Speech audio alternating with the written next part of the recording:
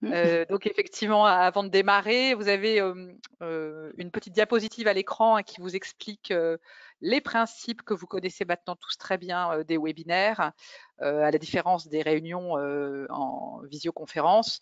Dans un webinaire, vous ne voyez que les intervenants et organisateurs, donc c'est normal que vous ne puissiez pas vous voir à l'écran. C'est normal aussi que vos micros soient coupés, puisque si tout le monde a son micro ouvert, ça devient un peu compliqué. Et vous avez sur la droite de votre écran un petit panneau de contrôle. On vous a montré, on vous a mis une copie sur cette diapositive qui vous permet de poser des questions. Donc, vous n'avez pas de micro, mais vous pouvez poser une question dans le petit module question et on se chargera, nous, les organisateurs, de les dispatcher aux intervenants tout à l'heure. Donc, n'hésitez pas. Il y a évidemment deux grandes familles de questions. Les questions techniques. Et là, c'est Caroline qui vous aidera. Caroline, dis bonjour. Voilà. Par exemple, mon micro ne marche pas, ou on ne m'entend pas, ou on ne me voit pas, ou j'arrive pas à me connecter. C'est Caroline qui pourra sans doute vous aider. Et puis, les questions pour nos intervenants. Donc, n'hésitez pas à les poser dans le module questions. Et bien entendu, au moment entre les intervenants, nous, on posera les questions pour vous. Et éventuellement, si besoin, on pourra vous ouvrir le micro si il y a vraiment une demande particulière. Voilà pour l'organisation de cet après-midi.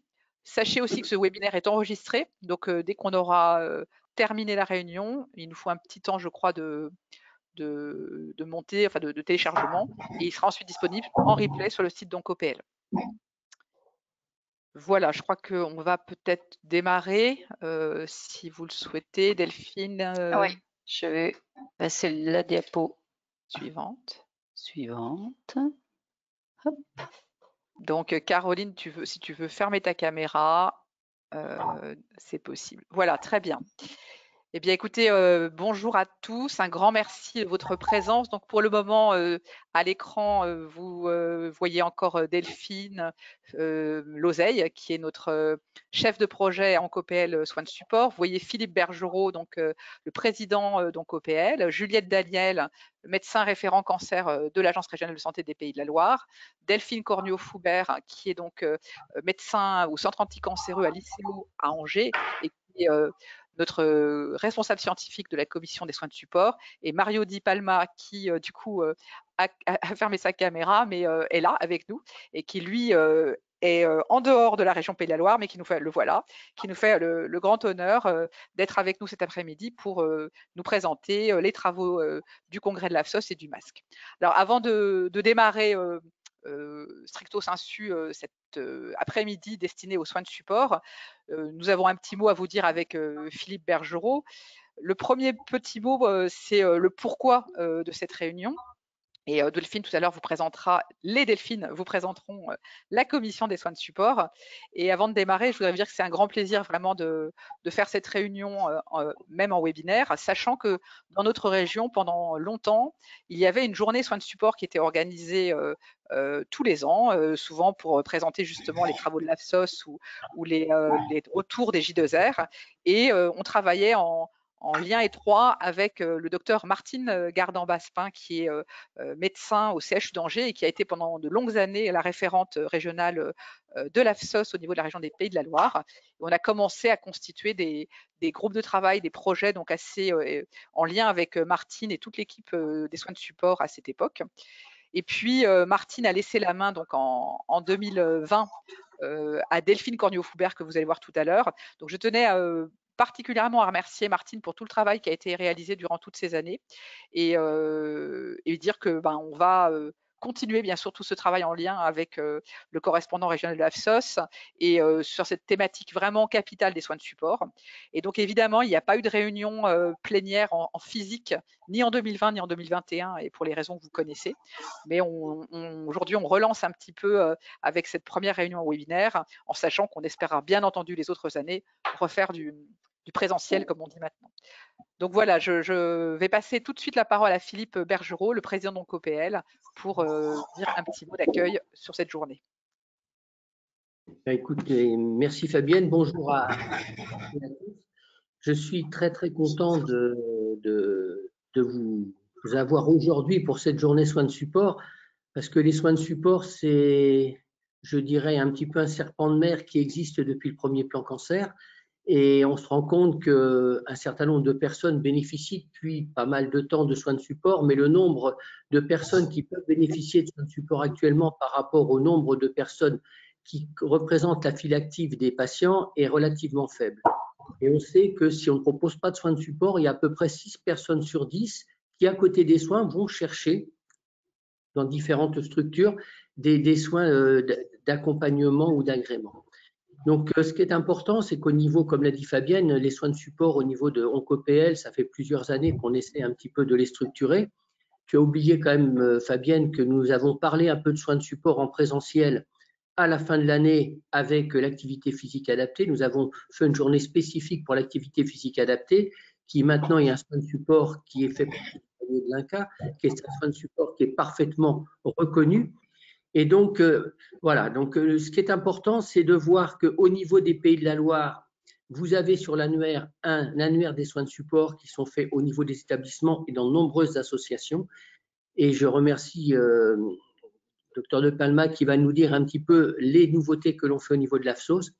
Et je crois qu'on aura aussi un moment très intéressant avec Juliette Daniel qui va nous permettre de parler de cette nouveauté au sujet des soins de support qui vont surtout être faits dans la période après-cancer, parce qu'on se rend compte que si les soins de support sont importants dès le début, dès la période des traitements actifs, il ne faut pas oublier qu'une fois que les patientes et les patients ont terminé leur traitement, ils sont des fois dans une période un petit peu compliquée, ils sont un peu lâchés dans la nature et c'est vrai que cette période d'après-cancer est importante. Je dis merci à tous et à toutes d'avoir pris un peu de votre temps, malgré ce beau temps à l'extérieur, pour participer à ce webinaire et vous souhaite une bonne après-midi. Merci Philippe. On va donc passer la parole à Delphine. Alors, il faudrait que Philippe, tu puisses… Voilà, merci. Juliette, est-ce que tu peux couper ton micro, s'il te plaît? Parce qu'il y a un petit écho et on va laisser parler les deux Delphines. Merci. Bah, merci Fabienne, merci Philippe pour ces petits mots d'introduction. Donc je vous ai remis là le programme du webinaire. Donc Delphine et moi-même allons vous présenter la commission régionale des soins de support. Ensuite, nous avons le docteur Mario Di Palma qui nous a fait le plaisir d'intervenir sur ce webinaire. Donc, il vous fera une présentation de l'AFSOS et de la MASC, un peu de retour des congrès et puis il va vous parler de santé connectée.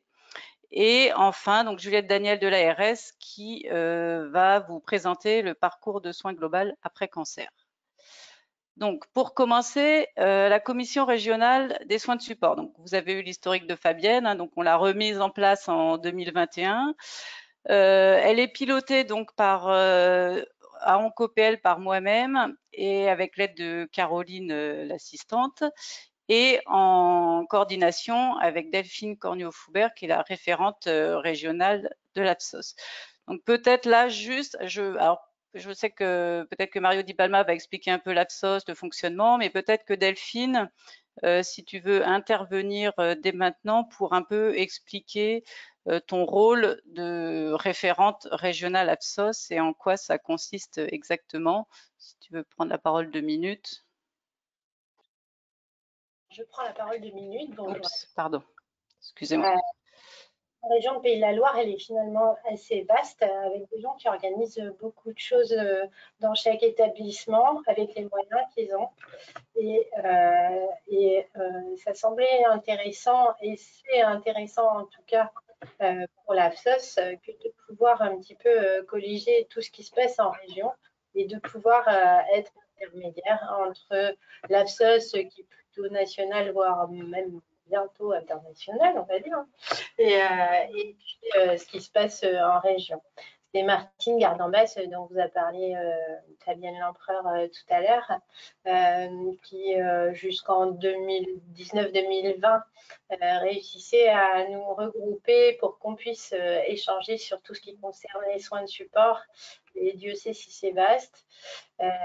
Et elle m'a proposé, alors qu'elle diminue un petit peu son activité, d'être du coup ce médiateur un petit peu entre l'AFSOS et ce qui se passe en région. C'est ce qu'on essaie de faire tranquillement. on s'aperçoit quand même, on n'a pas été très aidé par le Covid. Hein. 2 fois, on a prévu des réunions en présentiel qui finalement étaient annulées au dernier moment, mais comme pour beaucoup de choses. Et puis, on s'aperçoit que finalement, alors que les soins de support prennent beaucoup plus de place qu'il y a quelques années dans la prise en charge globale du patient en cancérologie, eh bien, il n'y a pas forcément de temps dédié pour tout ça. Et du coup, c'est probablement une de mes missions premières, puisque Delphine veut qu'on parle de mission, que d'essayer de vous rencontrer, d'échanger avec vous pour savoir ce que vous avez mis en place avec les moyens que vous avez dans vos structures et quels sont vos projets pour pouvoir essayer d'échanger dessus, de partager en fait sur à la fois nos envies mais aussi nos limites dans la réalisation de nos projets. Merci, merci Delphine. Donc en fait, là, effectivement, l'objectif principal de cette commission, c'est vraiment de diffuser la bonne parole autour des soins de support. Donc ça veut dire quoi? Ça veut dire déjà communiquer sur ce qui existe, parce qu'on sait que malgré tout, il y a quand même beaucoup de choses qui sont faites. Alors que ça soit des outils qui existent, des organisations, les congrès, les formations. Donc il y a une mission autour de communiquer sur ce qui est déjà fait. Et puis après, il peut y avoir des manques, on peut se rendre compte qu'il faudrait des choses qui n'existent pas. Et à ce moment-là, c'est voir si nous, on peut aider à construire des outils ou des formations, enfin des choses qui seraient utiles et qui n'existent pas encore dans la région. Donc le fonctionnement, c'est un fonctionnement assez simple. Cette commission, c'est un fonctionnement en mode projet avec une feuille de route annuelle. Donc, on se réunit 2 à 3 fois par an. Alors maintenant, grâce au Covid, on est tous habitués, donc on se réunit en visio. L'intérêt de la visio, malgré tout, c'est que ça permet de drainer quand même beaucoup plus de monde. C'est plus facile, ça évite les déplacements. Donc, on a vraiment du coup une étendue un peu plus, encore plus régionale que ce que c'était avant. Et puis après, par contre, on peut faire des sous-groupes de travail en fonction des sujets pour travailler sur justement sur la création d'outils ou des choses comme ça très concrètes où là, il n'y a pas besoin qu'il y ait 20 personnes, mais 2-3 personnes vraiment impliquées qui amorcent le travail. Et ensuite, la commission dans son ensemble permet de valider, par exemple, ces outils et d'avoir une portée vraiment régionale. Donc ça, c'est vraiment important. Cette notion de région. Donc là, je vous ai mis la composition de cette commission à ce jour, parce qu'elle est ouverte, cette commission. Donc, bon, dans les 4 premiers, là, c'est la partie pilotage. Et ensuite, alors, on ne va pas détailler tous les noms, hein, l'idée, c'était que vous voyez que les personnes ont différentes professions dans cette commission. On a des médecins, des cadres de santé, des psychologues, et ils viennent du public comme du privé et d'un certain nombre de villes. Alors, évidemment, il y a encore des territoires qui ne sont pas représentés, mais on ne désespère pas de les avoir dans cette commission. Donc voilà, là vous voyez qu'il y a bien une assise régionale importante. Alors, le programme 2021-2022, voire 2023, de cette commission. Donc, tout d'abord, on a souhaité établir une liste de références soins de support par établissement. Alors, l'idée là, c'est pas de nommer quelqu'un chef des soins de support dans les établissements. Hein. C'est vraiment que nous, on est une personne qui nous permet d'avoir un contact privilégié avec les établissements sur la question des soins de support pour pouvoir lui donner des informations qu'il doit transférer, enfin qu'il doit reporter dans son établissement. Et à l'inverse, si lui veut faire remonter des choses au niveau régional, il peut nous contacter pour qu'on fasse le relais. Donc cette liste, elle est en cours, pareil, elle est quasiment finalisée. C'est un peu comme dans la commission, c'est-à-dire qu'on a encore des territoires ou des établissements où c'est difficile d'avoir des personnes, mais bon, on continue le travail. Et donc, ensuite, c'est ce dont vous parlez, Delphine. L'idée, c'est vraiment cette année de faire un état des lieux des organisations, de ce qui est fait dans la région en soins de support pour colliger tout ça et voir ensuite sur quoi on communique, ce qui est transférable à d'autres structures ou pas, parce qu'il y a beaucoup de choses qui sont faites, on le sait, qui sont très bien, donc c'est pas forcément n'y a pas forcément besoin de refaire des choses, mais c'est bien de savoir que ça existe et où. Et puis voir après si les sujets sur lesquels on pourra travailler à l'avenir. Dans des sujets plus concrets, j'allais dire, on s'est dit dans la construction d'outils que ce serait intéressant d'avoir des fiches effets secondaires patients par grands symptômes. Alors voilà, des fiches effets secondaires pour les patients, les effets secondaires des traitements, ça existe, il y en a beaucoup, en particulier par molécules, par grands symptômes aussi. Donc là, on s'est focalisé plutôt sur des symptômes, j'allais dire enquiquinants, c'est-à-dire que c'est pas des symptômes vitaux, mais sur des symptômes qui gênent, qui enquiquinent la vie des patients, mais et dont on parle moins, soit parce que c'est tabou, comme les effets sur la libido, soit parce que c'est pas la priorité, parce qu'effectivement il n'y a pas derrière de risque vital. Donc là, on s'est focalisé sur les troubles du sommeil et sur les bouffées de chaleur, et également sur les troubles de la libido. Voilà. Donc ça, c'est les trois grands symptômes qui vont être travaillés. Donc là, on va travailler en sous-groupe. Ensuite, une autre mission, donc c'est comme vous l'a rappelé Fabienne, c'est d'organiser ces journées régionales des soins de support. Donc là, cette année, c'était très compliqué. Donc on a quand même tenu pour lancer, pour faire connaître cette commission, les projets, etc. Donc faire ce webinaire. À partir de l'année prochaine, je pense qu'on pourra de nouveau retravailler à une journée régionale en présentiel avec les différents acteurs de la région. Alors ensuite, un sujet, donc c'est pour ça que je parlais de 2023, là, qui va peut-être être un peu décalé dans le temps, c'est avoir le rôle de cette commission. On aimerait qu'elle nous aide à réfléchir sur l'évolution de notre annuaire des ressources.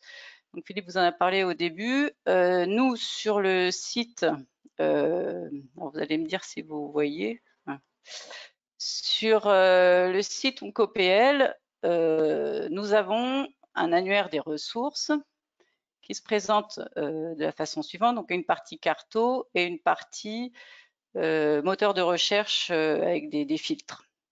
Et dans cet annuaire de ressources, on peut donc choisir le département, on peut choisir les types de structures.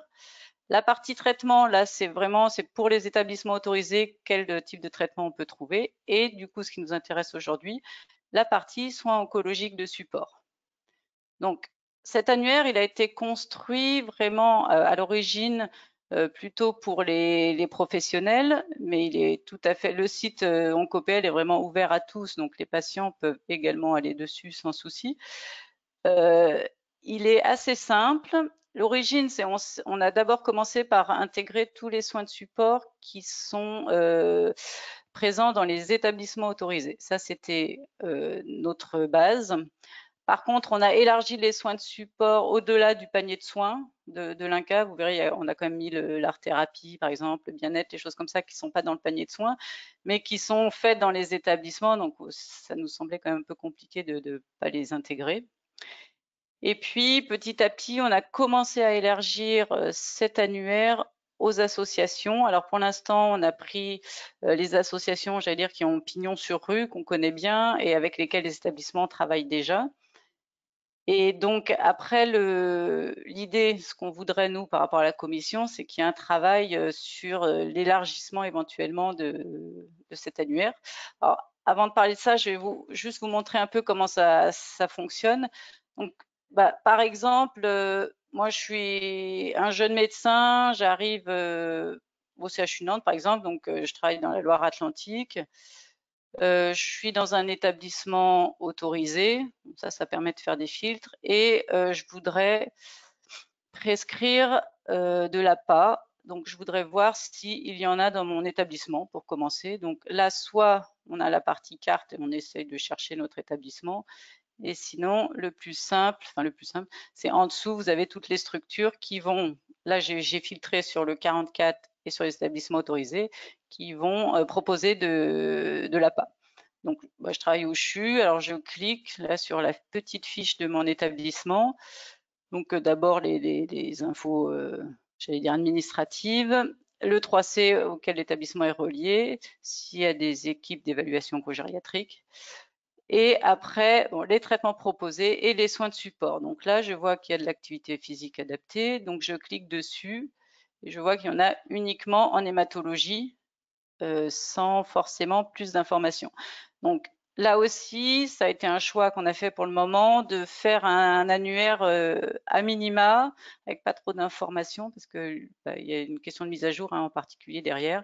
Donc là, vraiment, c'est l'idée que les professionnels ou les patients se disent, je suis par exemple dans tel établissement, je veux voir s'il y a tel soin de support dans mon établissement, je regarde. Souvent, il y a un numéro de téléphone et j'appelle et je prends les renseignements. À l'inverse, ça peut être quelqu'un qui se dit, mon patient, il a fini ses traitements, il va plus pouvoir venir dans l'établissement parce que c'est trop loin. Est-ce que j'ai une association, par exemple une structure associative, qui va proposer les soins de support? Donc en APA, par exemple. Donc là, je vois que dans le 44, par exemple, j'ai Agir contre la maladie qui propose, donc là pareil, la petite fiche pour l'association avec ce qu'elle propose, donc là comme type d'activité physique adaptée, d'autres soins de support. Et quand on a éventuellement des petits flyers, le site web sur lequel les personnes peuvent aller. Voilà, donc tout ce qu'il faut pour ensuite creuser ce qu'on veut faire. Donc ça, c'était pour l'annuaire. Et donc, comme je vous disais, il faut que je retrouve ma page. Hop, vous voyez mon écran là, oui.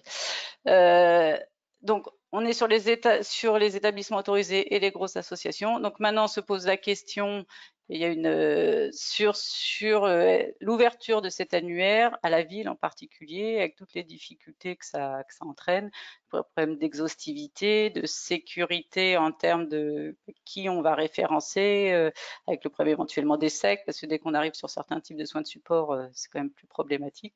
Donc je pense qu'il y aura une réflexion vraiment à avoir sur cet annuaire et réflexion qu'on va également avoir nous en tant que réseau régional de cancérologie avec les autres réseaux de la région qui ont également en général leur annuaire et qui se posent les mêmes questions.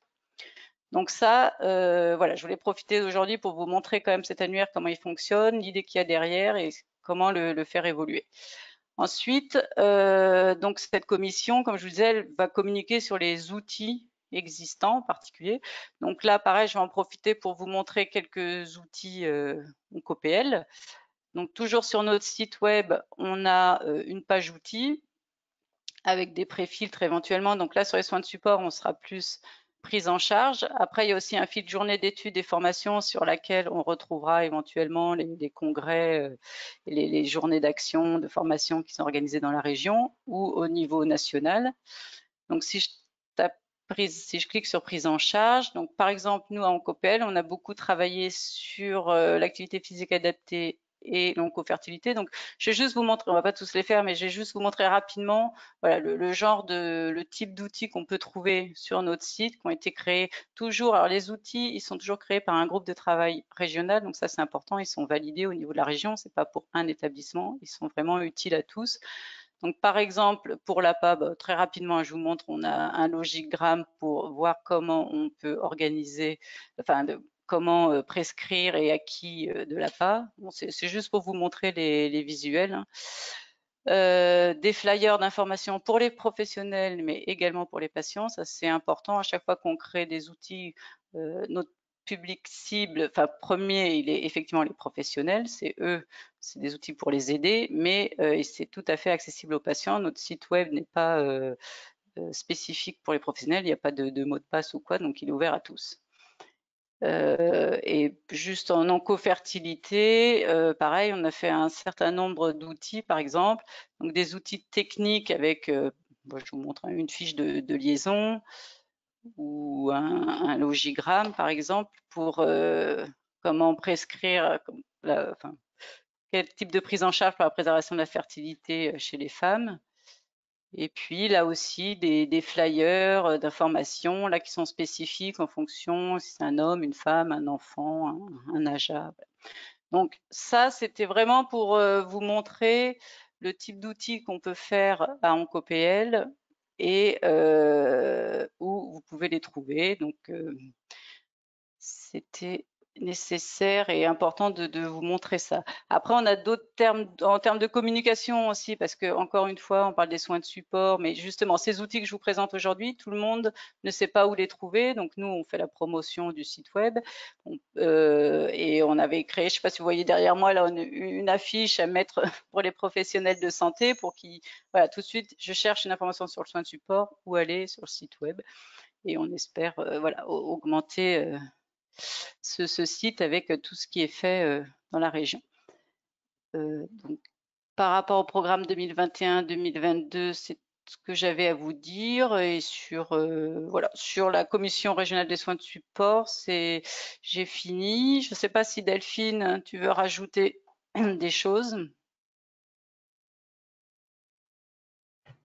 Pas grand-chose, non, non. On voit bien que c'est pas très simple de fixer des limites sur les soins de support. Et d'ailleurs, faut-il fixer des limites? C'est aussi à ça que l'on réfléchit. Et puis, je crois que l'essentiel étant dit, on cherche à communiquer ensemble, à échanger, à partager pour pouvoir profiter mieux de ce qu'on sait faire et de façon peut-être plus performante et en tout cas moins dispersée. Et voilà. D'accord, merci. Alors, peut-être qu'il y a des questions Oui. dans la salle. Je vais prendre la parole parce qu'il y a des questions, notamment sur l'annuaire, puisque tu as présenté l'annuaire avec des établissements qui demandent si, puisqu'ils ne sont pas référencés. Alors, juste pour préciser, dans la présentation que Delphine a faite, tout d'abord, elle a fait un filtre sur le 44. Donc, ce ne sont que les établissements à 44 et sur l'activité physique adaptée. Donc, on ne voyait dans la présentation de Delphine tout à l'heure que des établissements qui sont référencés dans notre annuaire comme faisant de l'APA. Donc, si vous êtes un établissement d'un autre département que le 44 ou qui ne fait pas d'APA, c'est pour ça que vous ne l'avez pas vu dans la présentation de Delphine. Ceci étant, et ça fait partie évidemment du travail donc OPL, comme l'a dit tout à l'heure Delphine, ce qui est compliqué dans un annuaire, c'est les mises à jour. Donc là, on a actuellement sur le site une base d'informations qui date déjà de, je crois, au moins un an, il me semble. Et donc, il faut qu'on la remette à jour régulièrement. Donc, il se peut qu'il y ait des établissements, et notamment la question a été posée, je crois, par l'établissement Santé Atlantique à Saint-Herblain. Si vous n'êtes pas dans l'annuaire aujourd'hui, ça veut dire qu'à l'époque où on a constitué l'annuaire, il n'y avait pas d'APA identifié en tant que tel proposé par Santé Atlantique. Si c'est le cas maintenant, évidemment, on va le réintégrer à l'annuaire, mais on va faire une campagne tous les ans auprès des établissements pour remettre à jour cet annuaire. Voilà. Oui. Donc cet annuaire, évidemment, comme tous les annuaires, le plus compliqué, c'est sa mise à jour régulière. Tout à fait. Effectivement, cette campagne, on l'a fait en début d'année. En général, on envoie un mail à toutes les structures qu'on a déjà référencées, enfin, en tous les cas, à tous les établissements autorisés. Mais là, on revient sur justement la difficulté dont on parlait au début, c'est que parfois, on n'a pas forcément le bon interlocuteur dans l'établissement aussi. Donc, il se peut que ces relances n'arrivent pas au bon endroit. Donc, après, il ne faut pas hésiter à revenir vers nous pour si vous constatez des choses qui manquent. Et donc, on fait une campagne annuelle en chaque début d'année. Et bien évidemment, si en cours d'année, il y a des modifications, il ne faut pas hésiter, pareil, à nous les envoyer. Alors, il y a une autre question sur le référencement dans l'annuaire. On nous demande donc comment peut-on être référencé dans l'annuaire. Alors, effectivement, le contact, vous avez à l'écran Delphine Lozeille, qui est notre chef de projet soins de support au niveau donc OPL, ainsi que Caroline Kenen, qui est l'assistante. Donc, vous aurez les coordonnées à la fin dans le diaporama. Pour le moment, et c'est aussi l'intérêt de la commission des soins de support, l'idée c'est que, petit 1, on référence automatiquement tous les soins de support qui sont faits dans les établissements autorisés, ça c'est ce qu'on a expliqué tout à l'heure, donc par le biais de ces campagnes qu'on fait tous les ans auprès des établissements autorisés, d'où l'intérêt d'avoir ces référents. Deuxièmement, on a référencé des associations avec lesquelles on a travaillé sur les sujets qui sont l'activité physique adaptée notamment, mais d'autres. Donc on va progresser au fur et à mesure. Et puis, l'idée aussi de la commission soins de support, c'est d'avoir une liste de critères qui n'est pas encore établie, donc ça fait partie des missions de la commission soins de support, une liste de critères à établir pour pouvoir référencer les professionnels au sein de notre annuaire. Donc ce n'est pas un auto-référencement, il y aura une liste de critères, mais donc en attendant que ce soit créé par la commission, bien entendu, n'hésitez pas à nous contacter pour qu'on voit si vous rentrez pour le moment dans une des catégories qui sont dans notre annuaire. Je ne sais pas s'il y a d'autres questions. Pour le moment, non. Alors, donc, je redis pour ceux qui sont arrivés en cours de route, hein, puisqu'on est dans un mode webinaire, vous posez vos questions, vous avez un petit module en haut à droite de votre écran et je les relaye auprès des intervenants. Alors, est-ce que cela est ouvert aux structures privées? Ça dépend ce qu'on entend par structure privée. Nous, les établissements autorisés, tout établissement autorisé, public ou privé, bien entendu, que ce soit une clinique, un établissement public, tout ça, ça fait partie de l'annuaire. Il n'y a pas du tout au contraire. Hein, tous les établissements autorisés de la région Pays de la Loire, hein, que de la région Pays de la Loire, sont bien sûr référencés. Et on a référencé une grande partie des associations que vous verrez sur le site qui font des soins de support, donc toutes les associations qui sont déjà référencées. Pour les structures privées, si ce sont des structures extérieures à un établissement de santé, ça fait évidemment partie de ces discussions qu'on doit avoir avec la commission des soins de support. C'est ce que je vous disais sur les critères qui ne sont pas encore arrêtés. Et tout à l'heure, Delphine l'a expliqué aussi, on travaille en lien avec les autres réseaux régionaux de France, donc de tous les autres réseaux régionaux, parce qu'on a la même difficulté de critères pour pouvoir participer à cet annuaire. Alors, je crois qu'il y a une autre question. Des patients, alors attendez, sont-ils intégrés dans la commission? Je me tourne vers Delphine pour le moment, non. Mais notre objectif, c'est d'avoir des représentants d'usagers qui puissent s'intégrer à cette commission et qui puissent participer, par exemple, à la relecture des outils. Alors, je ne sais pas s'il y a trop d'autres questions.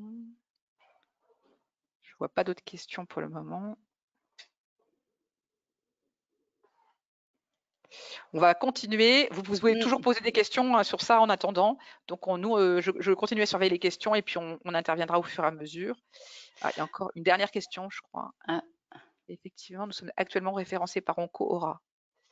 Alors, naturellement, nous pourrions être référencés par OncoPL. En fait, ça dépend vraiment de chaque région. Il faut vraiment. Alors, OncoAura, il faut que vous sachiez que c'est un réseau régional qui a vraiment mis des forces vives très importantes sur son annuaire, qui est un annuaire très bien fait, qui est l'annuaire ressources. Après, il y a beaucoup de moyens qui ont été mis sur cet annuaire. Donc nous, évidemment, on aimerait tendre faire un annuaire comme celui d'OncoAura avec nos moyens qui sont beaucoup moins étendus. Donc il faut qu'on s'appuie sur ce que font les autres réseaux régionaux, mais ça, il faut que ce soit validé, bien entendu, par notre commission régionale. Donc ça, c'est vers ça qu'on veut tendre, mais on a des moyens qui sont pas du tout les mêmes. Mais voilà. Je crois que c'est tout pour les questions. Merci Fabienne. Donc je vais maintenant on va passer à la présentation au sujet suivant. Donc je vais laisser la parole à Mario Di Palma pour sa présentation sur l'actualité soins de support et nous parler un peu de l'Absos et de la masque. Mario, c'est à vous. Merci Delphine, merci pour l'invitation.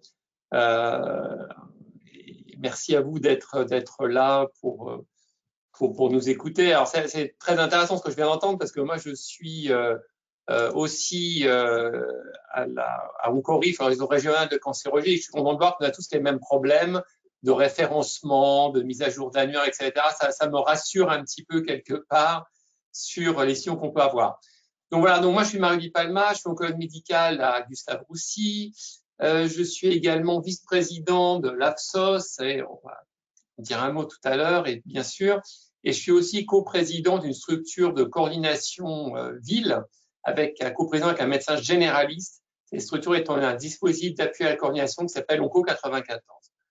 Voilà, donc l'idée aujourd'hui, c'est de vous présenter un petit peu plus en détail l'Absos, la masque, et puis faire j'ai été pioché un petit peu dans le congrès des choses qui me semblaient particulièrement intéressantes. L'idée, c'est pas d'être exhaustif, mais voilà, de vous montrer un petit peu, et j'espère en tout cas de vous donner envie de venir au prochain congrès de l'Absos.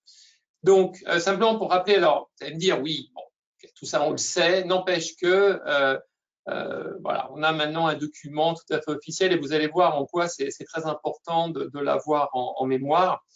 Voilà, les soins de support, c'est ça, vous le savez, hein, les 4 soins de support de base et ceux qu'on nous demande vraiment de mettre en place dans l'établissement pour nos patients, ou en tout cas donner accès. C'est la prise en charge de la douleur, tout ce qui est autour de la nutrition et de la diététique, le soutien psychologique, et puis tout ce qui est la prise en charge sociale, qui s'étend d'ailleurs, et ça c'est intéressant d'ailleurs, au-delà vraiment du patient, mais aussi dans son contexte familial et professionnel. Et puis, il y a 5 soins de support dits complémentaires. Ça veut dire complémentaire, ça veut dire que ce sera les prochains à devenir obligatoires quelque part et pour lesquels on a à l'évidence un bénéfice pour les patients. Ça a été dit par Philippe Bergerot tout à l'heure, l'activité physique adaptée, on sait tous, c'est archi démontré effectivement. Ce qu'on appelle les conseils d'hygiène de vie, vous savez, ça aussi ça a été évoqué tout à l'heure, ce qu'on appelle, avec beaucoup de guillemets, l'après-cancer, toutes ces problématiques autour justement du maintien de l'activité physique, éviter de prendre du poids pour les femmes qui sont, ou les hommes d'ailleurs, qui sont sous hormonothérapie, que ce soit un cancer du sein ou un cancer de la prostate. C'est tout ça, si vous voulez, c'est arrêter de fumer ou pas reprendre, arrêter une intoxication alcoolique, ce genre de choses. C'est aussi le soutien psychologique étendu. Vous le savez, aujourd'hui, on n'est même plus sur le virage ambulatoire, on est sur le virage domiciliaire. Et qu'on le veuille ou pas, avec le développement des thérapeutiques orales, les soins se retrouvent sur le domicile. Alors c'est très bien, sauf que, c'est pas si simple et que ça pose énormément de problèmes, et pas seulement pour le patient, mais aussi pour ses proches, pour les personnes qui l'aident. Et on est de plus en plus il n'est que temps de reconnaître effectivement la place des proches, la place des aidants, et comme des personnes qui ont besoin aussi d'être aidés lorsque, il y a un patient souffrant de cancer dans la proximité. Et tout ce qui est autour de la prévention de la fertilité, que ce soit chez l'homme ou chez la femme, et tout ce qui est autour de la prise en charge et tout de la sexualité. Et puis, il y a 2 techniques particulières d'analgésie qui sont amenées à se développer et à prendre toute leur place. L'hypnoanalgésie d'une part, on commence maintenant à avoir quand même beaucoup d'études qui vont dans ce sens-là, et l'analgésie intratécale, qui est une technique très très spécifique, mais qui, pour un certain nombre de patients, et dans votre région, vous connaissez bien ça, change la vie. On peut le dire, change la vie des patients. Et donc l'idée, c'est de pouvoir déployer ça sur l'ensemble de la France et permettre aux patients qui en ont besoin de voir. Alors, ça ne veut pas dire que le reste n'est pas intéressant.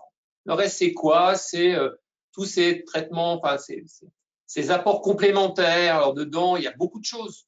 Ça va depuis la socio-esthétique, par exemple, la relaxation, les ateliers d'écriture. Enfin, il y a plein de choses. Et c'est un continuum, si vous voulez, avec, comme ça a été dit tout à l'heure aussi, et sans être parano, mais éventuellement des dérives possibles, soit parce que, voilà, déficit de contrôle un petit peu, soit parce que ça peut être la porte ouverte aussi à des gens pas très sérieux.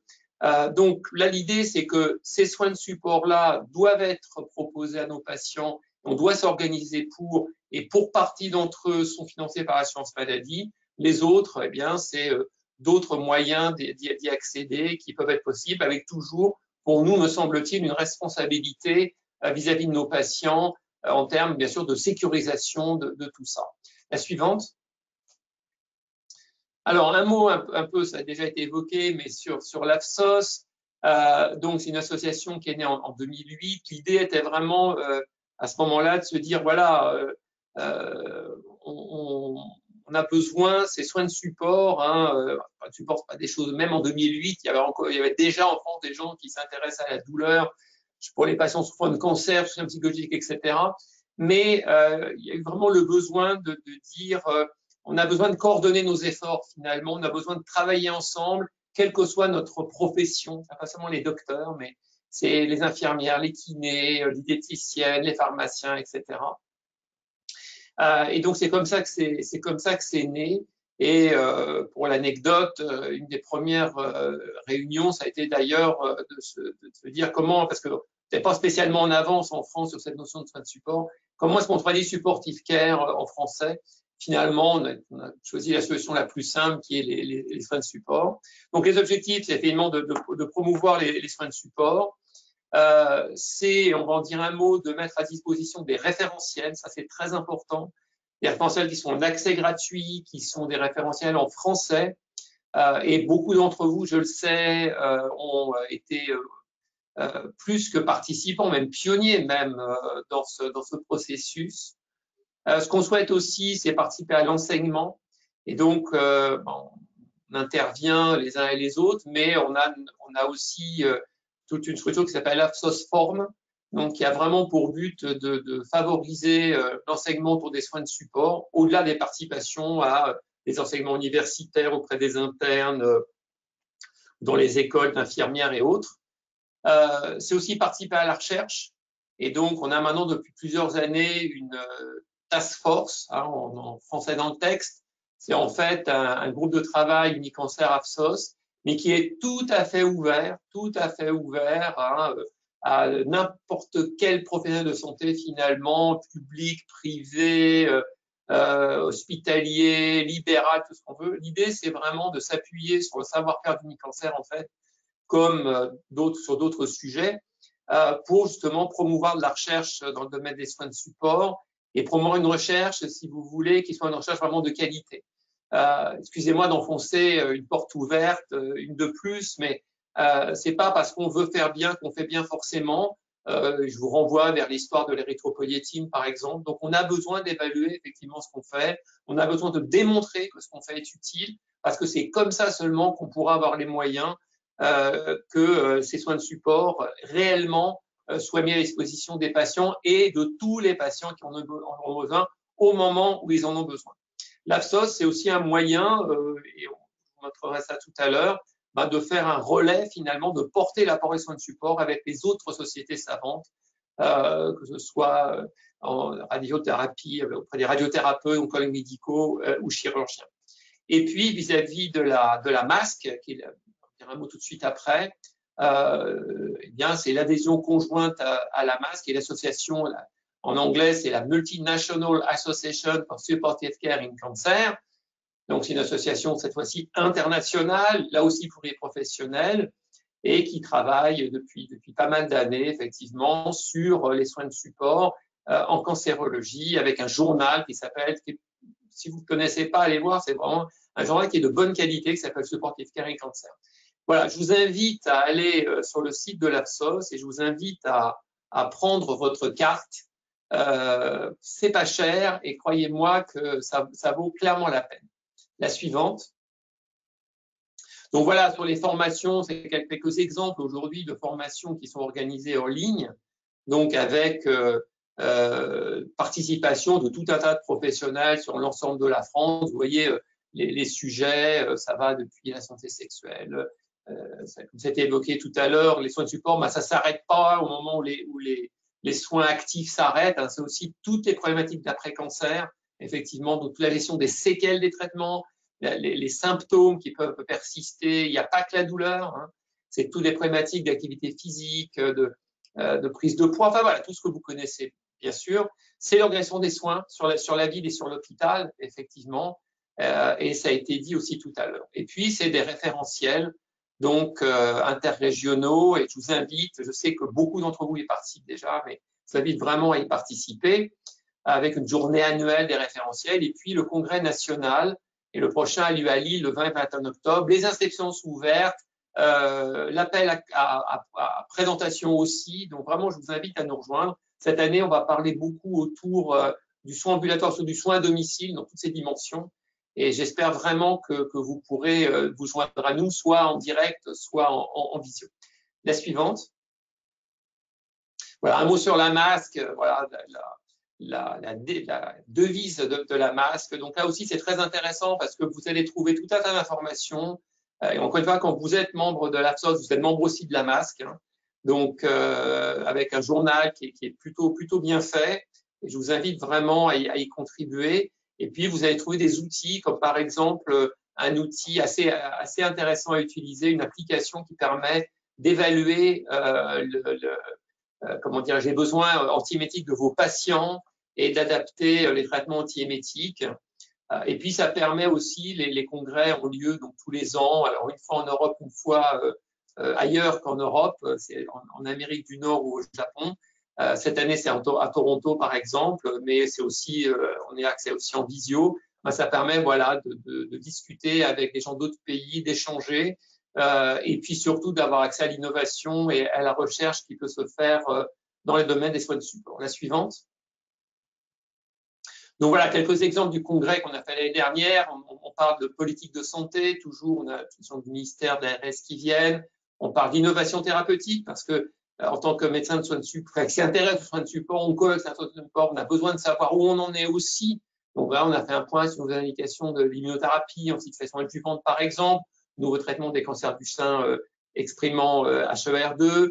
On a donc les mises au point des référentiels tous les ans. Cette année, on a fait un focus sur la photomodulation, soutien nutritionnel.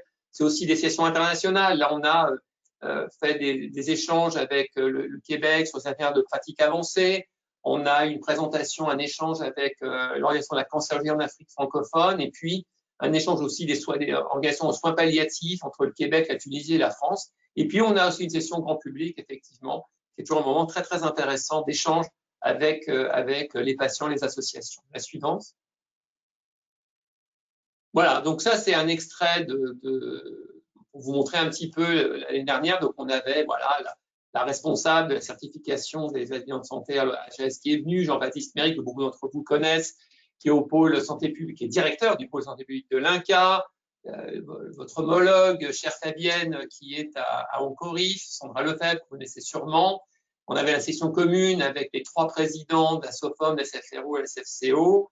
On a une présentation de la stratégie décennale qui vous invite à aller regarder parce qu'il y a tout un chapitre là pour le coup autour des soins de support avec clairement un objectif d'améliorer la qualité de vie et de limiter les séquelles. Et ça me semble tout à fait important.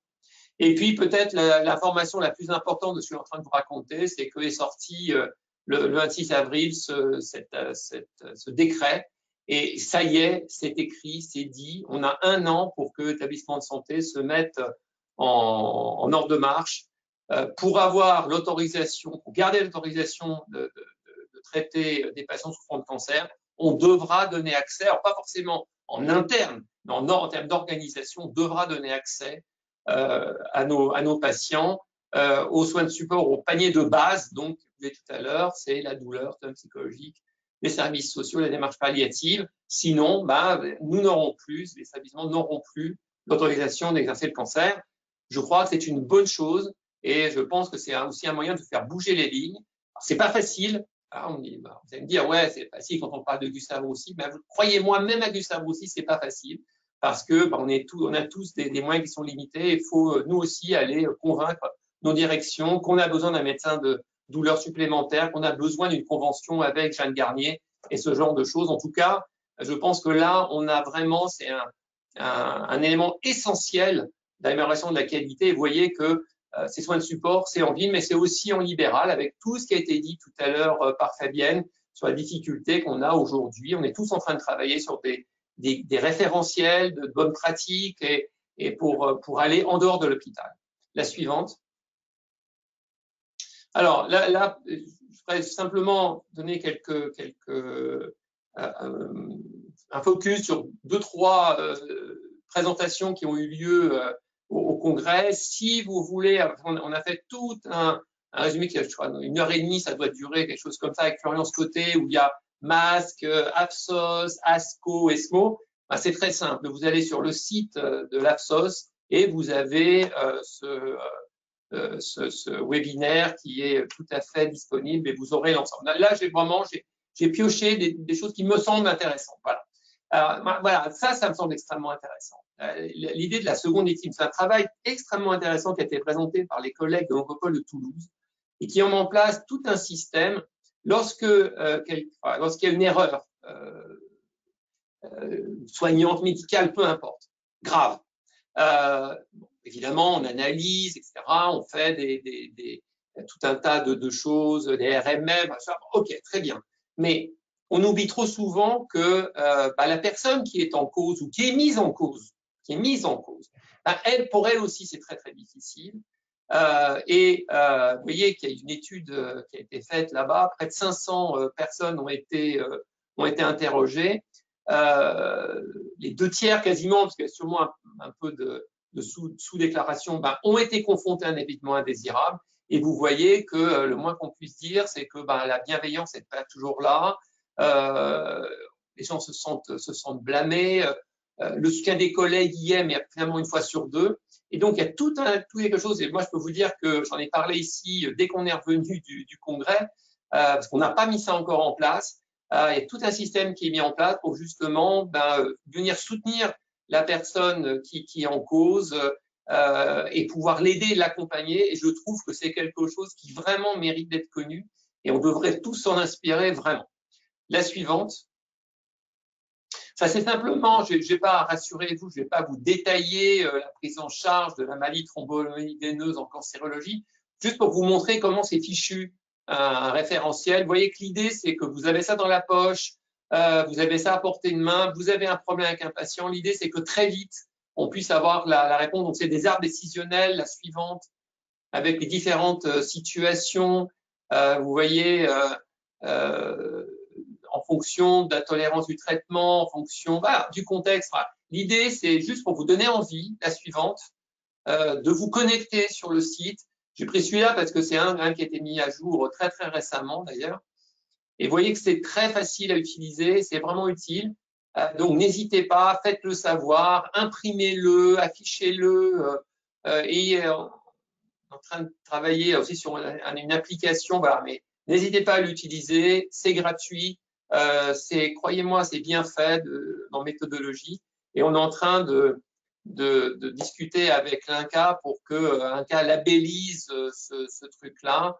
Ce qui bloque encore, je vous le dis, on est entre nous, je peux vous le dire, c'est que comme l'AFSOS, comme toutes les sociétés savantes, est en partie aidée par l'industrie pharmaceutique, ça coince un peu, mais pourtant, je peux vous garantir qu'il n'y a pas un industriel qui met le nez dans ces référentiels.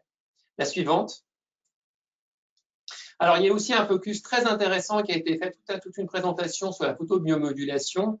Il y a deux choses, moi, que j'ai retenues. La première, c'est notre collègue Camélia Billard qui travaille là-dessus depuis pas mal d'années, qui a fait cette présentation. Je ne vais pas là aussi le détail, ce n'est pas l'objectif. Mais voilà, on a maintenant une idée relativement précise, en fait, de comment ça marche.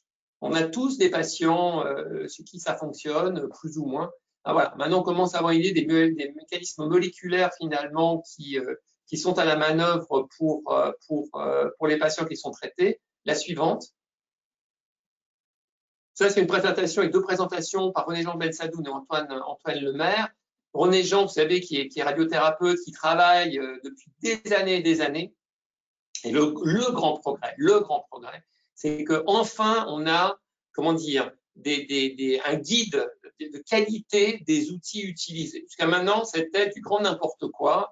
Et honnêtement, on était incapable, c'était très compliqué, si vous voulez, de refaire, en fait, voilà, d'évaluer, de refaire. Là, en fait, et c'est pas pour rien qu'il est radiothérapeute, c'est que maintenant, il y a des règles précises, il y a des longueurs d'onde, puissance, énergie utilisée, la densité, donc on sait ce qu'on fait. Voilà. Et il y a des mesures de dosimétrie. Bon, je ne sais pas s'il y a des radiothérapeutes chez vous, mais ça rappelle des choses. Donc, on est capable aujourd'hui, si vous voulez, de mesurer. Or, tant qu'on n'est pas capable de mesurer, on n'est pas capable de refaire à l'identique, donc on ne peut rien évaluer. C'est pour ça que les premières études, ça partait un peu dans tous les sens. Aujourd'hui, vous avez dans les recommandations de la MASC et en niveau A, eh bien, l'intérêt de sa photobiomodulation dans les mucites, qu'elles soient radio-induites ou chimio-induites. Et puis, il commence à y avoir des données, là aussi, d'études prospectives, bien faites, bien évaluées, et c'est en partie Antoine Lemaire qui a présenté ça, par exemple, sur les douleurs après traitement des cancers du sein, que ce soit une hémorragie qu'on a souvent intercostale, toutes ces douleurs qu'on a qui sont parfois très empoisonnantes, pas graves, mais très empoisonnantes pour nos patientes au niveau péricicatriciel, ces problématiques de lymphodème et puis ces problématiques qu'on a de capsulite ou de tendinopathie. Donc, c'est quelque chose qui va se développer, encore une fois, parce que on sait comment ça marche, on a maintenant des outils techniques qui tiennent la route, qui sont évaluables, et on a maintenant des bonnes pratiques qui peuvent se diffuser. Donc, je pense qu'on va vraiment aller vers un développement de la photobiomodulation et probablement il y aura d'autres indications possibles. La suivante. Alors, là, c'est juste, ça c'est intéressant, c'est Mattia Pro. Je ne sais pas si vous le connaissez, mais c'est quelqu'un qui travaille dans le domaine de support depuis des années. Il a montré un travail sur l'importance des recommandations. Vous allez me dire, OK, alors ça, c'est juste pour rappeler, c'est quoi les bonnes pratiques pour la prévention des nausées, vomissements avec la chimiothérapie en fonction des chimiothérapies. OK, ça, je suis sûr que tout le monde, vous, moi, tout le monde, on connaît. Suivante. Donc, qu'est-ce qu'il a fait? Eh bien, il a regardé dans un certain nombre de centres en Europe un peu plus de 1000 patients qui étaient traités pour un premier cycle de chimiothérapie, pour la moitié d'entre eux à peu près. Et il a regardé. Sur 1000 patients, si vous regardez, GCCP, ça veut dire patients traités selon les bonnes pratiques, bien comme il faut. Eh bien, regardez. Voilà, je vous laisse regarder. Sur les hommes, il n'y a que 20% des patients qui sont traités correctement. Et même pas, hein. Et sur les femmes, c'est à peu près la même chose. Et vous voyez, ça, c'est tout type de cancer. Alors, OK, donc les bonnes pratiques ne sont pas suivies. La suivante, beaucoup plus embêtant, c'est que, OK, les pratiques ne sont pas suivies, mais qu'est-ce qui se passe finalement? Est-ce que c'est une conséquence pour les patients? La réponse est oui, parce que quand vous regardez, en jaune, c'est lorsque les patients sont traités correctement comme ils devraient l'être, en fait, hein, comme on sait qu'on devrait le faire. Vous voyez qu'il y a 23 seulement % des patients qui sont traités correctement. Et vous voyez que dans ce cadre-là, en fait, le fait de ne pas être traité correctement donne en fait des nausées, des vomissements de façon tout à fait importante. Et ça c'est un peu la même chose, si vous voulez, mais sous forme écrite. Et ça, c'est intéressant parce que ça, c'est dans des centres où les gens sont d'accord pour travailler sur le sujet. Donc, on peut se dire que c'est des centres où les gens sont déjà conscients qu'il y a un problème là-dessus. Je vous laisse imaginer dans un centre pour les hautement émétisants que 23% des patients qui sont traités selon les bonnes pratiques. Et Mathie avait montré il y a 2 ans, un peu dans le même genre de 3 ans, qu'en plus, les gens qui avaient nos vomissements, ça coûtait plus cher parce que c'est les gens qui étaient plus souvent hospitalisés. La suivante. Voilà, ça, je crois que c'est le dernier sujet que j'ai pioché comme ça. Alors, c'est une étude de phase 1, c'est en fait un médicament, un dérivé des métalloporphyrines, en fait, qui a été testé comme effet radioprotecteur. Alors, ce qui est intéressant, c'est, moi, je reprends ce qui a été dit. Je ne suis pas du tout un expert du sujet, mais ces métalloporphyrines sont des molécules assez intéressantes parce qu'elles protégeraient les cellules normales, mais pas les cellules tumorales. Au contraire, il y aurait un effet radiosensibilisant. Et donc, l'idée, c'est une petite étude très préliminaire qui est en cours actuellement aux États-Unis, dans un des grands centres, je ne sais pas, à Boston, de mémoire. Donc, il y a tout un travail extrêmement précis qui est fait sur les patients qui ont été irradiés. Vous savez, l'association temozolomide, c'est une chimiothérapie orale, c'est le protocole classique pour les glioblastomes. Et avec donc une évaluation extrêmement précise, mémoire visuelle, auditive, des tests psychométriques, enfin, vraiment toute une batterie d'examens, si vous voulez, avant traitement, à 2 mois et 6 mois après la radiothérapie.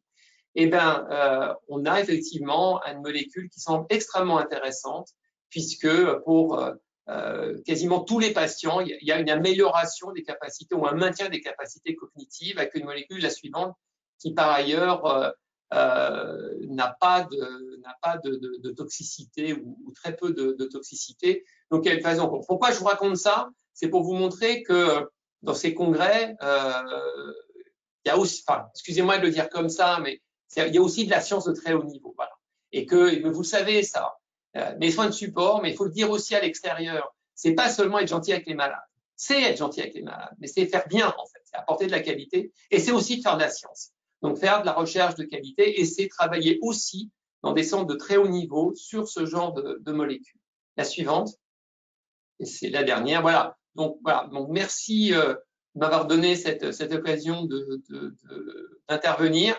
Et je vous invite vraiment à venir sur le site de l'Absos et je vous invite vraiment à participer à notre prochain congrès, et que ce soit en vrai, j'espère, ou au moins en visio. Alors, merci beaucoup. Merci beaucoup, Mario. C'était vraiment très intéressant et vous avez bien compris le principe de la présentation. C'était de ne pas vous faire un catalogue de tout ce qu'il y a comme comme possibilité de soins de support, mais de vous montrer des angles d'attaque un peu différents. Donc, je rejoins complètement Mario sur les congrès. Hein. Il y avait il y a le congrès donc de l'AFSOS qui est facile d'accès. Alors, je pense qu'il sera peut-être encore en hybride cette année. Je ne sais pas si ça sera. Oui, Voilà. on a décidé de garder parce que on s'est rendu compte finalement que, bon, je ne vais pas vous raconter ce que vous vivez tous les jours dans l'établissement, c'est compliqué de se libérer pendant 2 jours. C'est vrai pour des médecins, pour les soignants encore plus. Donc, on gardera une formule hybride en permanence. Voilà. Donc c'est voilà un enseignement du Covid.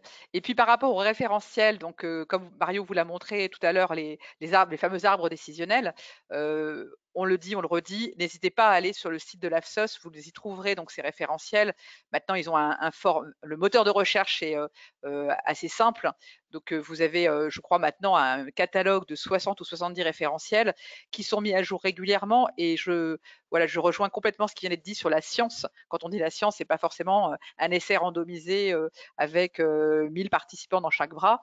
C'est vraiment de se dire qu'on a écrit ces référentiels en rapport avec la littérature, en accord entre professionnels, et le label AFSOS permet d'avoir un petit peu d'être rassuré, parce que on est dans une profession où, on l'a dit, on le laisse sous-entendre aussi, et c'est ça la grande difficulté, où on a un panel entre du traitement médicamenteux jusqu'à de l'accompagnement qui est nécessaire aussi. Mais là, c'est beaucoup plus compliqué d'avoir des valeurs très objectives et d'être très scientifique. Donc, c'est pour ça que ces référentiels validés par l'AFSOS sont très intéressants. En plus, comme l'a dit Mario, ils sont en français, donc ça ne gâche rien. Et bien entendu, nous, au niveau de OPL, on se fait le relais de ces référentiels sur notre site, de façon à ce que vous puissiez les avoir. Et on se fait le relais aussi, je le souligne parce que tout à l'heure Mario l'a dit aussi, des groupes de travail qui se créent. C'est-à-dire que lorsque l'AFSOS organise ces groupes de travail sur les référentiels quand ils se construisent, il y a un appel à candidature au niveau des régions, et bien entendu, au niveau du réseau régional, on va pouvoir vous solliciter. Et on en revient à la première diapo de tout à l'heure, c'est important qu'on ait des référents dans chacun des centres pour pouvoir toquer à la porte des bonnes personnes.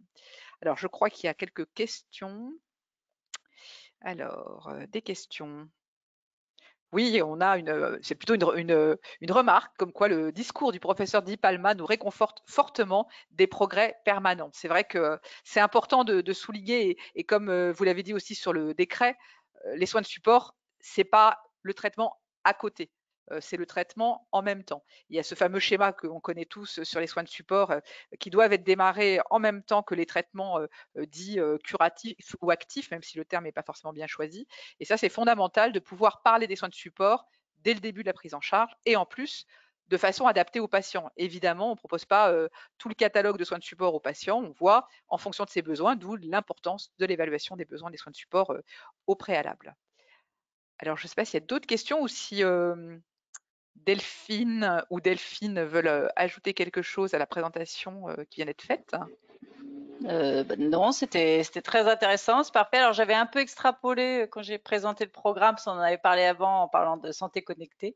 Donc ce sera pour l'année prochaine.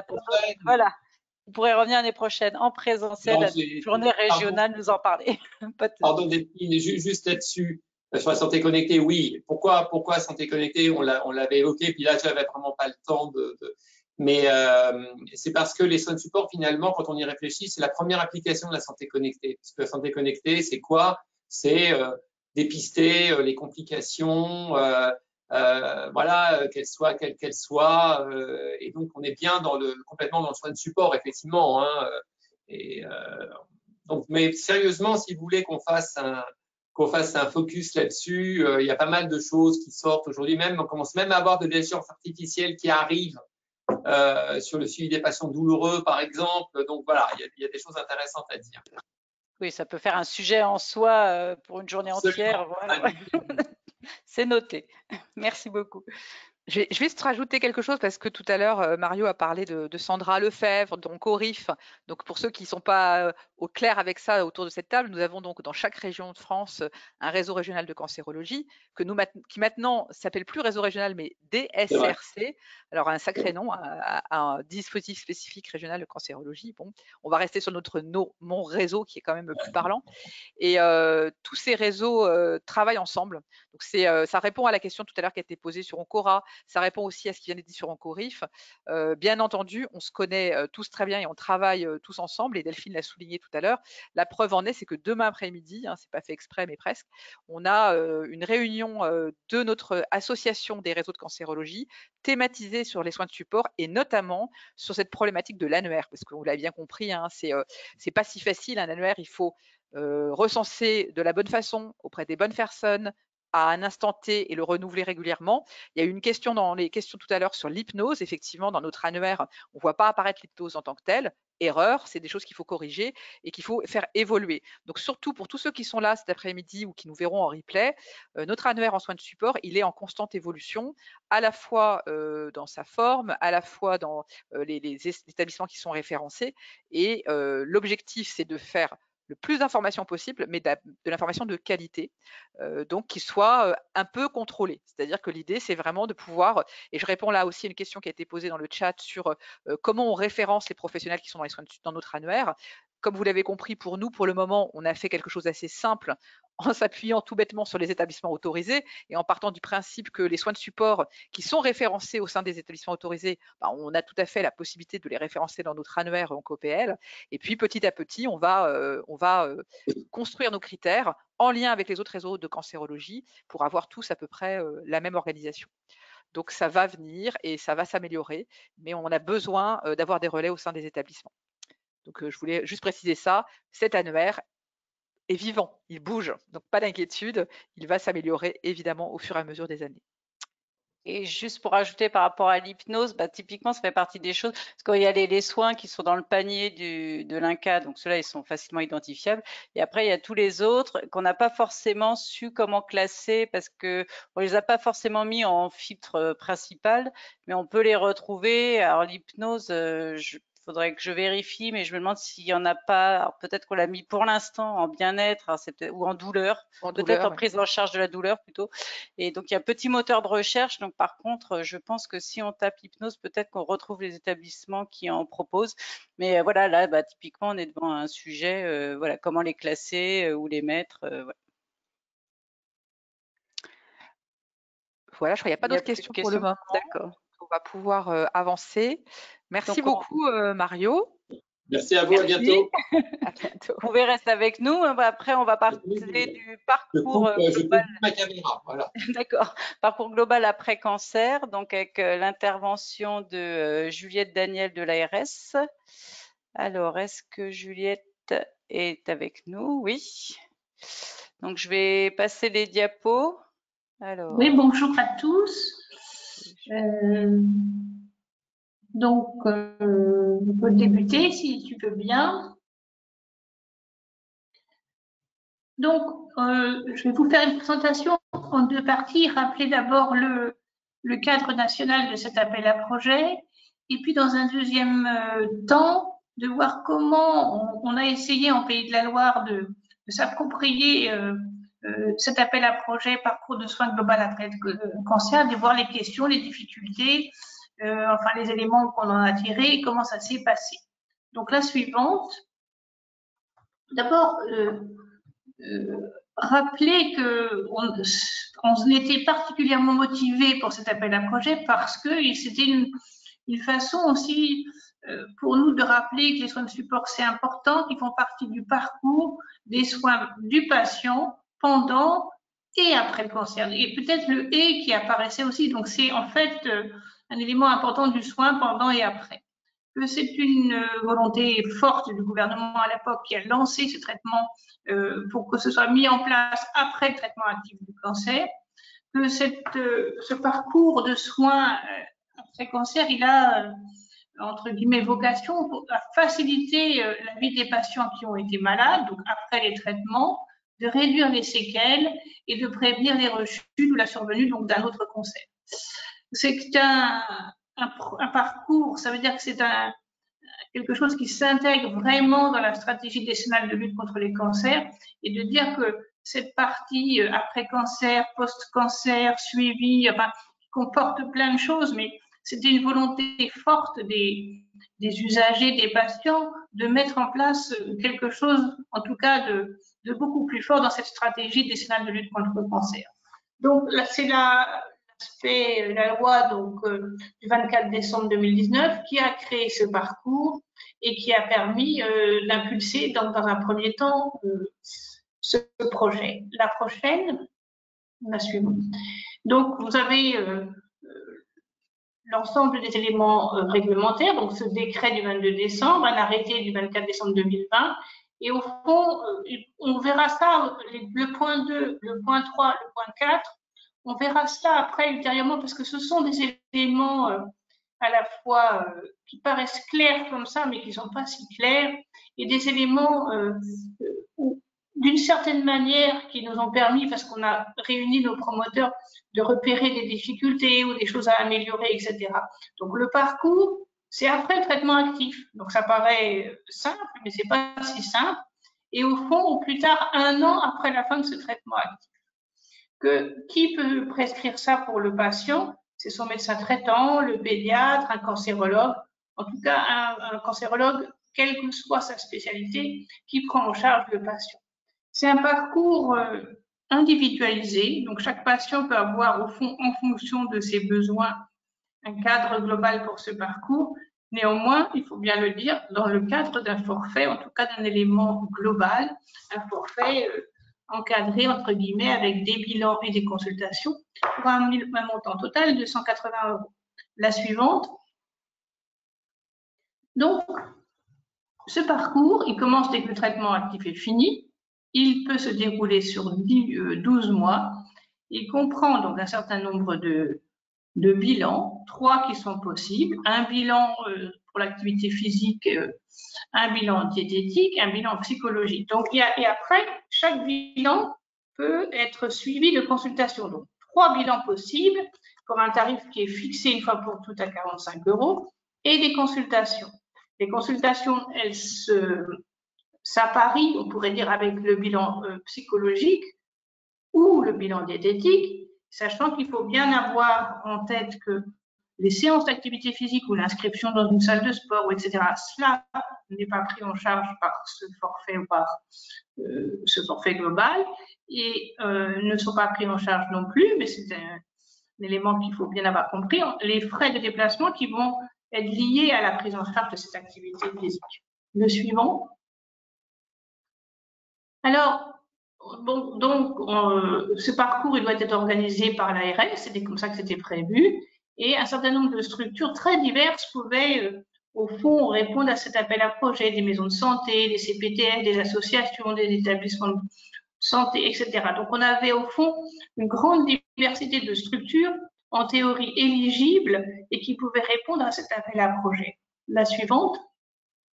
Donc, pour ce qui nous concerne, en Pays de la Loire, cet appel à projet, il a été lancé en juillet 2021. Il y avait une volonté quand même claire d'avoir des promoteurs différents, d'avoir des associations, les ligues, des établissements de santé publics ou privés. Et la deuxième ambition, on pourrait dire que c'était la volonté de couvrir l'ensemble des territoires de la région, c'est-à-dire les 5 départements qui la composent, avec une certaine souplesse. Comme on le sait, les appels à projets ont une date de lancement et une date de fin. On a essayé, en prolongeant, en tout cas en sollicitant les départements qui n'avaient pas été couverts, pour avoir des réponses qui permettaient de couvrir l'ensemble des départements. On a eu 13 promoteurs qui ont été retenus, des ligues, une association autre que les ligues, des établissements publics, PSPH, ESPIC, et privés.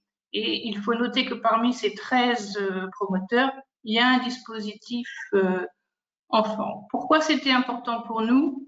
Parce que ça s'intègre dans l'axe 2 des actions de la stratégie décennale. Et diapositive suivante. Ce qui est important pour nous, c'est on voit bien que ça s'intègre dans les objectifs globaux de la stratégie décennale, mais surtout dans l'objectif 3, au fond, qui est réduire les douleurs, les séquelles, etc., et de faire en sorte qu'il y ait moins de difficultés pour les patients qui ont présenté un cancer. Donc, c'est dans ce cadre-là, cet objectif qui est, même si on aurait pu éventuellement intégrer l'objectif 4 au regard de la survie, des éléments, etc., mais c'est surtout l'objectif 3 qui est concerné par ce parcours de soins global après traitement d'un cancer. Donc, la suivante. Alors, qu'est-ce qui s'est passé? Qu'est-ce qu'on a demandé dans cet appel à projet? On a dit aux promoteurs, au fond, vous engagez un suivi d'activité, on vous financera à l'activité parce que c'est un projet phare de l'INCa qui souhaite le déployer, le suivre en lien avec les ARS. Et pour cela, l'INCa avait élaboré, ou a élaboré plutôt, 2 questionnaires. Un questionnaire qui permet de suivre l'activité des patients pris en charge et un deuxième questionnaire qui est individuel adressé à chaque patient, qui est un questionnaire de satisfaction des patients. Donc nous, on a choisi, peut-être aussi parce que on trouvait qu'il était bien et qu'on ne voulait pas forcément concevoir d'autres outils, on utilise le questionnaire que l'INCa a élaboré. Donc la suivante. On a réuni très récemment, en fait, puisque c'était le 10 mai, l'ensemble des promoteurs qui ont été retenus dans cet appel à projet et à la fois ça permettait de montrer l'attachement qu'on avait à ce projet, mais aussi de recueillir des éléments certes positifs, mais aussi des difficultés ou un certain nombre de choses. La première chose qu'on peut dire, c'est que l'ensemble des acteurs sont effectivement très motivés. Ils avaient sollicité cette rencontre, voulu échanger entre eux, voulu... Donc ça, c'est clair qu'il y a une motivation forte des acteurs qui ont répondu à cet appel à projet.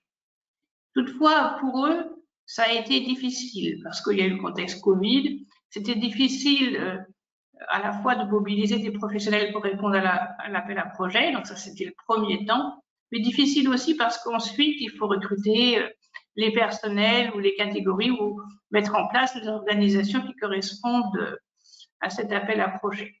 Ils ont, lorsqu'on les a vus, qu'est-ce qu'on peut retenir sur les éléments peut-être difficiles, même si ce n'est pas des éléments bloquants, mais qu'est-ce qui est difficile? Pour les associations, les structures qui ont mis en place ou qui commencent à mettre en place ce parcours de soins après cancer, c'est difficile de récupérer les prescriptions des patients. C'est un dispositif qui n'est pas connu. Donc, c'est vrai que pour eux, un certain nombre se disent si on avait plus de patients, plus de prescriptions, on aurait pu en voir plus. Donc ça, c'est une première difficulté. Le dispositif est peu connu, donc les structures ont eu peu de prescriptions pour des patients. La deuxième difficulté qu'elles ont exprimée, c'est après la fin du traitement actif. Alors, ça paraissait clair, mais finalement pas tant clair que ça. Et donc la DGOS, en lien avec l'INCa, ont commencé à mettre en place une foire aux questions et des éléments de réponse pour dire c'est après tel traitement, ce n'est pas ceci. Ils ont répondu aux réponses. Ce n'est pas, ça peut être un traitement par hormonothérapie. C'est pas une chimiothérapie orale pure. Ce n'est pas des soins palliatifs. Donc, mais ça commence à être, donc on va leur transmettre. Ça commence à se formuler clairement et d'avoir des idées beaucoup plus claires sur qu'est-ce que la fin du traitement actif à partir duquel on peut débuter ce parcours. Le questionnaire aussi de satisfaction, l'impression globale des structures, c'est qu'au fond, les patients sont très satisfaits de cette prise en charge, de cet accueil, de cette... Donc, mais récupérer le questionnaire pour chaque patient qui est venu, c'est quand même un élément, en tout cas, c'est pas si facile que ça. Il faut dire clairement qu'on a environ une centaine de patients qui ont été pris en charge depuis janvier 2022 et on va donc soutenir fortement les promoteurs qui ont été retenus. Donc, on va faire avant la fin juin une communication en lien avec les URPS médecins, avec le site de l'ARS et les réseaux sociaux pour présenter le dispositif, nommer les promoteurs et les partenaires qui ont été retenus pour faciliter cette prescription et que les patients soient plus facilement envoyés dans les structures pour une prise en charge. Le suivant. Donc, comment on s'est positionné ou comment on se positionne en ARS Pays de la Loire? On a un a priori, on pourrait dire ça comme ça, de soutien aux promoteurs retenus pour les aider, pour favoriser la prise en charge, pour favoriser la montée en charge de ce dispositif. Est-ce qu'on refera un appel à projet? A priori, non, sauf si on avait un désistement d'un promoteur ou une difficulté particulière ou une activité qui grimpe fortement et une impossibilité de répondre par ceux qui ont déjà été retenus à l'expansion d'activité. Et enfin, 2 fois par an, on les réunira pour suivre cette activité avec les questionnaires dont on a parlé, mais aussi essayer de répondre à les questions. Et la prochaine fois, c'est prévu au mois d'octobre. Voilà.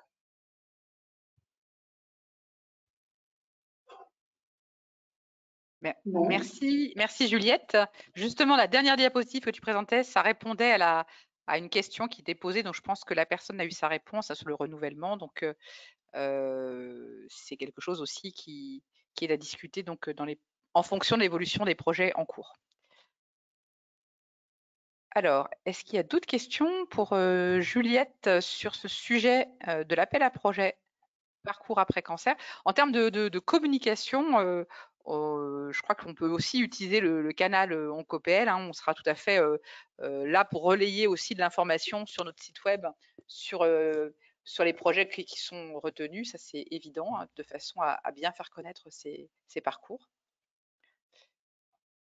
Il n'y a pas de questions spécifiques pour Juliette. Ce que je propose peut-être à tous les intervenants, c'est de rouvrir leur caméra pour que ce soit plus sympathique. Et on va couper le diaporama. Delphine, peut-être éventuellement, s'il y a plus de diapos.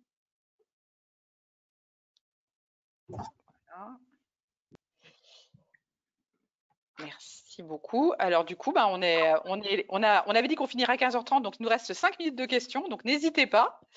C'est vrai que c'est toujours l'exercice de la visioconférence, du webinaire, toujours c'est pratique, mais c'est pas super facile pour gérer, pour poser des questions, vous pourrez y répondre. Alors, je crois qu'il y a une nouvelle question qui vient d'arriver dans le chat. Donc, quelqu'un qui pose la question. Dans le cadre d'un retour au travail après cancer, est-ce une action qui pourrait rentrer dans les soins de support et notamment dans le socle de base ou complémentaire? Donc, en gros, est-ce que l'accompagnement au retour au travail ferait partie des actions socle ou dans le panier de base? Qui veut répondre? Mario, peut-être? Après, c'est une question d'interprétation. D'abord, c'est un sujet extrêmement important, je crois qu'il faut le dire et le redire, parce qu'on a tous des patients maintenant qui vont bien sous traitement, immunothérapie ou autre. Donc, c'est un vrai sujet. Et moi, je le ferais bien rentrer dans le domaine plus large de soutien social, en fait. Donc, pour moi, oui, ça fait partie des choses. Après, c'est assez spécifique. Et ça veut dire aussi avoir des compétences, ou en tout cas, savoir où trouver des compétences. Et là, les relais vers des associations peut être tout à fait intéressant. La Ligue, bien sûr, mais pas que. Alors, quelqu'un d'autre veut répondre? Philippe, est-ce que tu veux compléter ou Pour dire, je suis tout à fait d'accord avec ce que dit Mario, c'est que pour l'instant, le plus important, c'est que ce panier de base soit disponible partout. Parce que le gros problème, et quand on veut parler d'équité, il ne faut pas que dans certains endroits, on ait accès à un certain nombre de soins de support et pas dans d'autres. Alors, plutôt que se disperser sur la totalité, il faut au moins qu'il y ait un panier de base qui puisse être accessible partout sur toute la France, France métropolitaine et outre-mer. Ça, c'est un élément extrêmement important. Après, quand on a ce panier de base, ça paraît tout à fait logique de vouloir l'élargir à autre chose. Et après, chaque endroit, chaque établissement, avec les associations qui sont autour, peuvent proposer quelque chose. Mais moi, je le dis et je le répète, avant d'aller chercher des soins un petit peu exotiques, il y a un panier de base à respecter. Et ça me semble extrêmement fondamental de bien le proposer d'emblée. Et c'est vrai que les établissements ont aussi un financement dans le cadre de l'AMIG-AQT. Et après les traitements, on a maintenant la chance d'avoir un financement. Alors, c'est vrai que pour certains, la difficulté, c'est le certificat médical. Mais moi, je reste persuadé que pour que les médecins soient tout à fait persuadés de l'intérêt des soins de support, il faut qu'ils soient prescripteurs. Quand on prescrit quelque chose, on en est persuadé. Et quand on en est persuadé, le patient en est aussi persuadé. Donc, c'est aussi pour moi l'importance de cette prescription. Il y a une question pour Juliette, à savoir si un projet, parmi les 13 promoteurs que tu as cités, est-ce qu'il y a un projet qui a été retenu en Mayenne ou pas? Oui, on a un projet qui a été retenu en Mayenne. Donc, on a un projet, même deux projets retenus en Mayenne. Il y a un projet qui est porté par la Polyclinique du Maine et un projet qui est porté par le CH de Laval en lien avec le CEDOS. D'accord. Donc, on a deux projets. En fait, si on le dit clair, on a des projets importants qui ont été retenus en Loire-Atlantique, des projets importants qui ont été retenus en Maine-et-Loire, deux projets en Mayenne, un projet en Sarthe avec la Ligue 72 et un projet en Vendée qui est faiblard, on va dire. Alors, comme tu disais tout à l'heure, la difficulté… C'est pour ça, parce qu'on a fait le forcing, peut-être que c'était pas la bonne technique, j'en sais rien en tout cas. C'est vrai qu'on était obnubilé par cette notion d'équité, de se dire, mais quand même, quelqu'un qui habite la Roche-sur-Yon, les Sables d'Olonne, c'est quand même bizarre, enfin, c'est pas normal qu'il ne puisse pas accéder, enfin, qu'il ne puisse pas avoir un parcours post-cancer aussi. Donc, on a accepté, forcer la main d'une structure pour lui dire rapprochez-vous de la Ligue, forcez le chemin, essayez de faire quelque chose, on va vous donner déjà un peu de sous et allez-y, quoi. Bon, on va le dire une fois, on va le dire deux fois, mais si on n'y arrive pas, pourquoi j'ai dit on refera un appel à projet? Ben, on refera peut-être un appel à projet si au bout d'un an rien ne vient, parce qu'il faudra quand même imaginer que les patients de la Vendée soient couverts, c'est pas possible. Donc après, le CRLCC, le Gauduchot, qui n'a pas répondu à l'appel à projet parce que, pour une raison que je trouvais très intéressante, il avait dit finalement, je ne réponds pas à l'appel à projet parce qu'il est beaucoup plus intéressant que ces prises en charge se fassent en ville, dans la Ligue, dans des associations. C'était plus intéressant. Donc, ils se sont, entre guillemets, censurés, mais peut-être que en fonction de l'activité, on verra. Et donc, on pourrait avoir un appel à projet plus technique d'une certaine manière, territoire non couvert et suractivité. Voilà. Oui, c'était le choix du CO, effectivement, que d'essayer d'étendre cet appel à projet, effectivement, plus sur les structures extérieures à l'hôpital. Oui, c'était son point de vue. Maintenant, faire du réseau plus. Du coup, se pose le problème à ce moment-là de la disponibilité des intervenants, mais aussi du financement. Et pourtant, il y a réellement un travail de proximité qui est intéressant à faire, avec beaucoup de gens qui sont volontaires et qui peut-être peine à se regrouper ou à valoriser leur activité à ce moment-là. Donc, c'est peut-être effectivement de proposer un nouvel appel à projet qui serait plus de lien entre l'hôpital et le libéral, avec une valorisation qui serait plus facile. C'est toujours la même chose, hein. C'est toujours un problème aussi de disponibilité des gens qu'on fait ça et autre chose en même temps. Les intervenants sont très, très sollicités. Et voilà. Concernant le retour au travail, le Cancéropole Grand Ouest a un groupe de travail sur le retour au travail qui est rattaché à un laboratoire INSERM. Et ça concerne aussi toute la région. C'est un travail très, très méthodologique, très, très fort et très appuyé. Et effectivement, ça un peu plus de promotion, c'est très intéressant. Alors, pour revenir sur ce projet, je reviens quand même sur le fait qu'il faut qu'il y ait une prescription médicale. Donc, il faut absolument que tous les médecins oncologues dans les établissements et hors établissement soient conscients que ça vient d'eux. Parce qu'on a l'habitude de voir des malades qui viennent dans les associations parce qu'ils ont entendu parler, mais le nombre de patients qui sont dans leur année de traitement et qui sont vus par le monde médical, c'est pas beaucoup de prescriptions qui sont faites. Voilà, c'est ça, il faut aussi intéresser et bien faire passer le message aux médecins prescripteurs.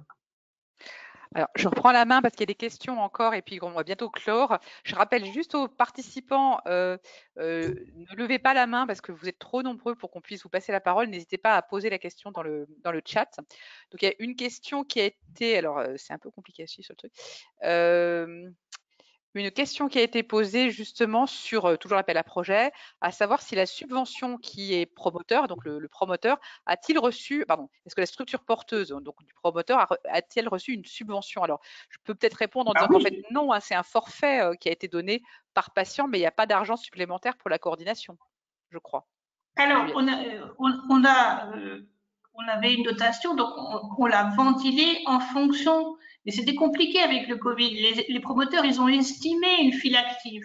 Et donc, quand ils ont estimé une file active, ils ont dit, on va attendre. Donc, on leur a affecté une somme qui leur permettait d'amorcer le projet. Et après, on va les payer à la file active. S'ils voient 100 malades, on fera 100 fois 180, etc., etc. Donc, c'est comme ça qu'on a affecté les... alors, normalement, il n'y avait pas tant de coordinateurs. On a fait une exception. Pourquoi? Parce que c'était une association qui avait un gros partenariat avec Gauduchot et Paul Papin en Loire-Atlantique et qui venait de se créer et qui n'avait pas de temps de coordination. Donc, on a fait une exception parce que c'était une association toute nouvelle et qui n'avait pas eu l'occasion, si je puis dire, de répondre à des appels à projets que l'ARS lance régulièrement pour avoir, entre guillemets, un minima de temps pour organiser ça. Mais normalement, on ne paye pas de temps coordonnateur, c'est ça. D'accord. Alors, on va terminer avec encore une question sur si… alors, la question qui est posée, c'est si jamais le patient a besoin d'aller plus loin que le forfait qui dure une année, est-ce qu'il peut y avoir rediriger le patient vers l'extérieur? Alors, on voit bien dans ce qui a été dit que là, on a déjà des associations qui participent. Donc, Juliette, par rapport aux besoins des patients, comment ça se passe après la fin de l'année de parcours? Théoriquement, c'est une fois, pas deux.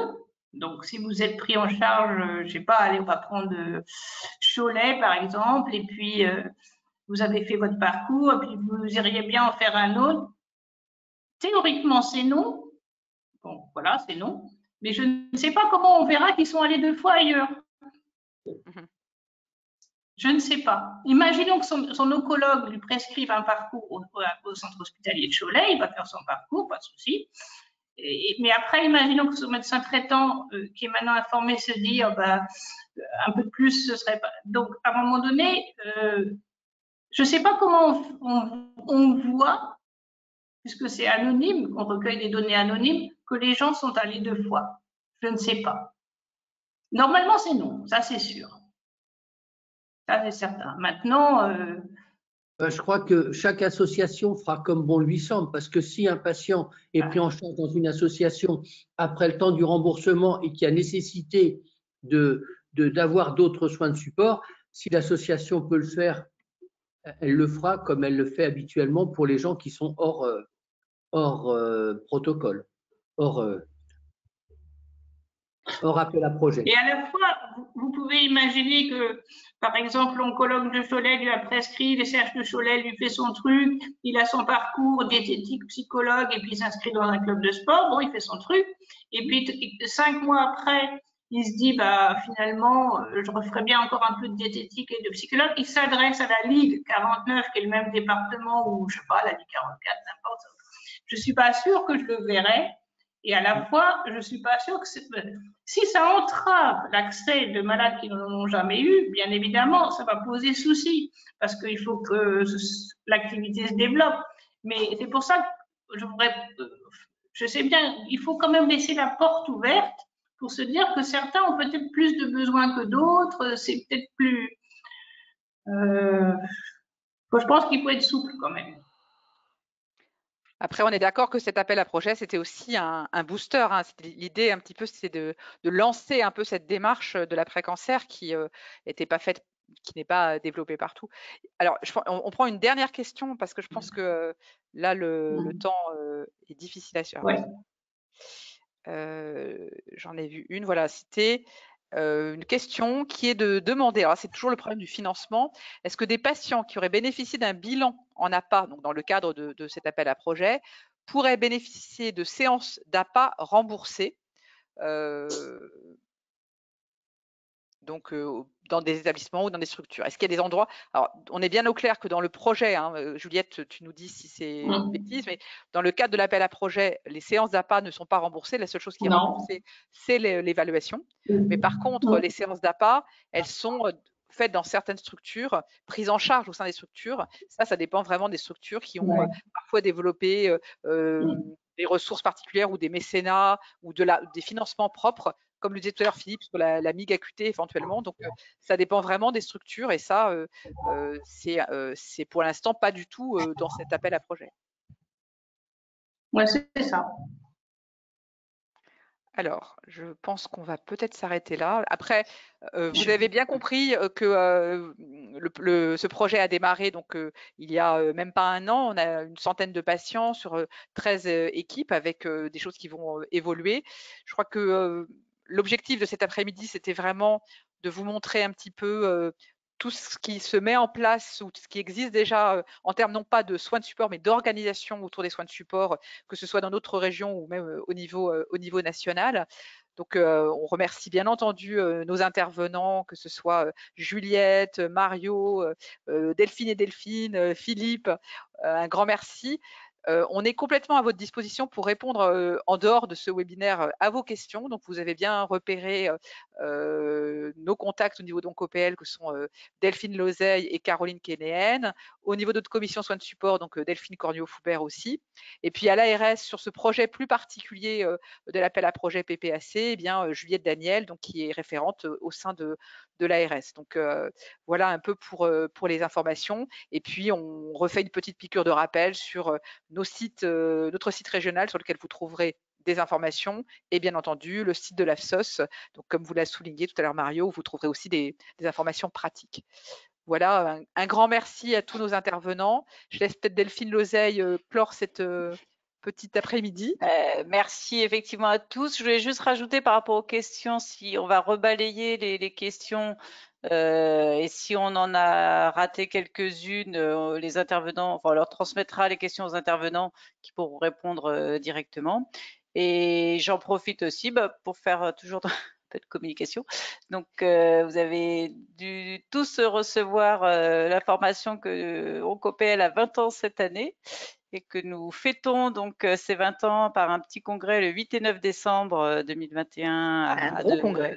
Un gros congrès 2022 d'ailleurs à Nantes, et il y aura une session la dernière journée l'après-midi sera consacrée à l'organisation des soins de support. Donc il y aura aussi beaucoup d'autres choses intéressantes, mais concernant les soins de support, il y aura une après-midi sur ce sujet. Donc n'hésitez pas. Alors vous pouvez pas encore vous inscrire, mais guettez vos mails, vos LinkedIn et compagnie. Là, ça devrait arriver début juin. Voilà. Mais vous pouvez réserver la date déjà, 8 et 9 décembre. Merci. Et merci encore à tous. Merci aux intervenants. Et je vous souhaite une bonne fin d'après-midi. N'hésitez pas à revenir vers nous. Voilà. Merci. Merci beaucoup à tous. Au revoir.